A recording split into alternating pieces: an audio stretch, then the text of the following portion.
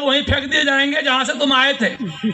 ये समझ लो, ज्यादा उदनो मत, क्योंकि ये लोकतंत्र है जिसकी वजह से बाबा साहब ने अधिकार दिया, उसके कारण तुम बड़ी बड़ी बिल्डिंगों में रहते हो, कार में घूमते हो, अच्छा खाना खाते हो, मोबाइल चलाते हो, और तुमने बड़ा बैंक बैलेंस बना के रखा हुआ है।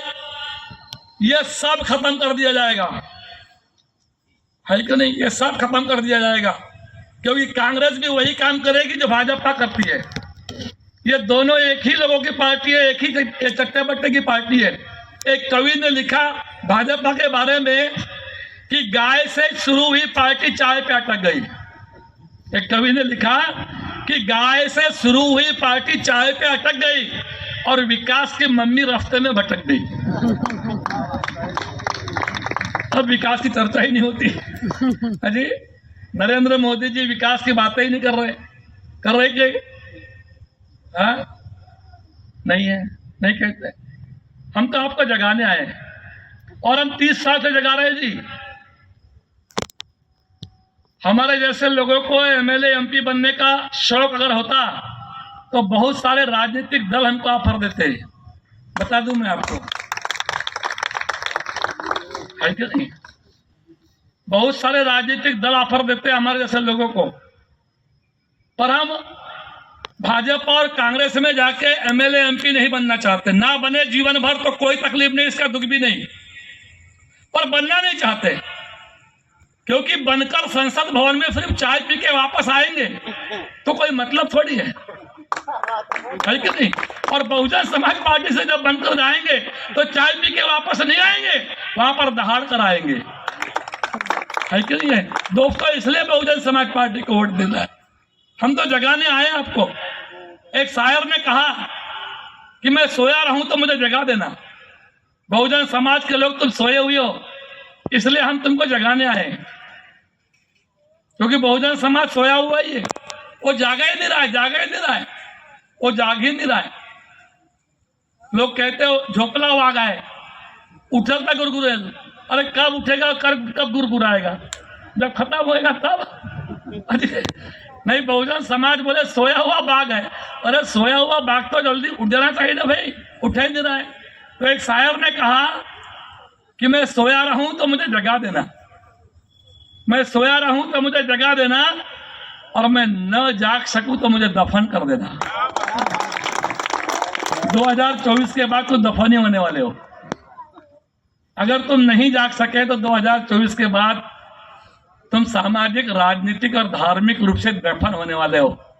ये सब खत्म कर दिए जाएंगे। जो बुद्ध विहार दिख रहे हैं ना, ये सब गायब हो जाएंगे। ये तो छोटा सा बुद्ध विहार है जी। सम्राट अशोक ने 84,000 बनाए थे। कितने? 84,000 बनाए थे। सत्ता बदलकर पुष्यमित्र सिंह ने जमीन में गाड़ दिए। गाड़ दिए कि नहीं गाड़ दिए? अजय एक भी नहीं दिखता। 84,000 में से एक भी नहीं दिखता। अभी भाजपा वाले मस्जिद में मंदिर खोद रहे कि नहीं खोद रहे? भाजपा वाले मस्जिद में मंदिर खोद रहे हैं।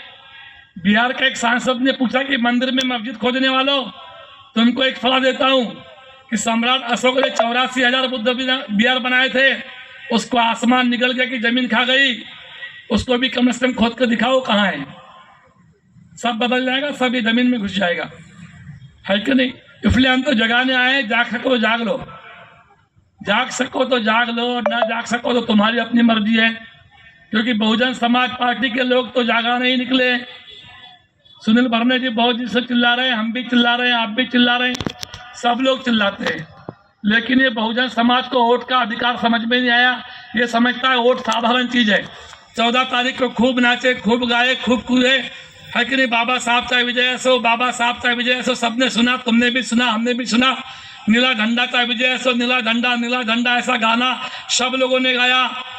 लेकिन 19 तारीख को आप लोग बाबा साहब को भूलकर जो है गांधी जी को याद करते। अरे 1 मिनट की ईमानदारी, बटन दबाते समय अगर तुमको बाबा साहब याद रह गया तो मैं समझता हूं हाथी के अलावा कोई नहीं जीतेगा। 1 मिनट बाबा साहब याद रह गया तो 1 मिनट, पूरे दिन भर याद मत रखना। पूरे दिन भर बाबा साहब को भले याद मत रखना, सिर्फ 1 मिनट का टाइम जब बटन दबाओगे तब बाबा साहब को याद कर लेना बस। अगर तुम ईमानदार हो बाबा साहब अम्बेडकर तो है कि नहीं? नहीं तो भाई 14 को बाबा बाबा और 19 को गांधी गांधी। अजी भाई 14 को बाबा बाबा और 19 को गांधी गांधी, तो ये तो कोई बात हुई नहीं यार। अगर तुम अम्बेडकर के साथ खड़े हो, बाबा साहब के साथ खड़े हो, तो हर तरह से बाबा साहब के साथ खड़े रहो, है कि नहीं? नहीं तो बोले हम जयंती में बाबा साहब के साथ खड़े हैं और वोट में बोले गांधी जी के साथ खड़े हैं। क्यों भाई? कांग्रेस के बाबा साहब की तो पार्टी नहीं है। क्यों? मैं गलत तो नहीं बोल रहा हूँ? क्यों भाई? गोंदिया के बुद्धिजीवी लोगों ये बताओ, कहीं कांग्रेस बाबा साहब ने तो नहीं बनाई थी? हाँ, अरे इसी भंडारा में आ रहा है यार बाबा साहब अम्बेडकर कांग्रेस के लोगों ने। वो तो कांशीराम ने बाबा साहब की हैसियत औकात इतनी बढ़ा दी इस देश में कि मजबूर होकर कांग्रेस को बाबा साहब का नाम लेना पड़ रहा है। नहीं तो ये तो अपने मंच पर जब भारत आजाद हुआ तो 1965 तक कांग्रेस के मंच पर धोखे से भी कोई बाबा साहब का नाम लेता था तो कांग्रेस के लोग उसको कांग्रेस पार्टी से निकाल देते थे। क्यों? क्योंकि गांधी और अंबेडकर का पूरे जीवन पर झगड़ा था, क्या कह रहे? वैचारिक झगड़ा था, इसलिए कांग्रेस के मंच पर कोई अंबेडकर नहीं बोल सकता था। बाबा साहब अंबेडकर की हैसियत, उनके विचारों की ताकत माननीय कांशीराम ने बढ़ाई, इसलिए ये कांग्रेस के लोग गांधी गांधी भूल गए और अब ये बाबा बाबा चिल्ला रहे कि नहीं? अरे जो अपने बाप को भूल सकते हैं वो तुम्हारे बाप को कब भूलेंगे, इसकी गारंटी है क्या? हाँ? तो मैं तो कहता हूँ 19 तारीख को 1 मिनट की ईमानदारी बाबा साहब अम्बेडकर दिखाओ और हाथी छाप को वोट दो। भारतीय जनता पार्टी का दूसरा मुद्दा था रोजगार। कहीं कोई रोजगार नहीं है, सब रोजगार खत्म कर दिए भारतीय